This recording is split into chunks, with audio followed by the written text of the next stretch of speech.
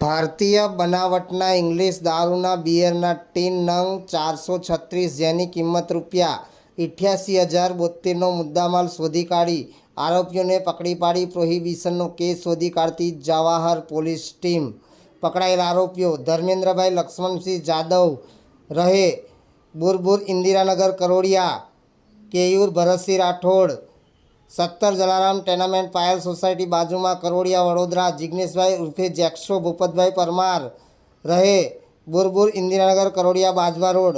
નહીં પકડાયેલ આરોપી પવન રહે દાહોદ, જેના પૂરા નામ સરનામાની ખબર નથી, તે ભારતીય બનાવટનો ઇંગ્લિશ દારૂના બિયર ટીન નંગ 436, જેની કિંમત ₹88,072 ગણી શકાય, મોબાઈલ ફોન નંગ 3, જેની કિંમત ₹5,000ની ગણી શકાય।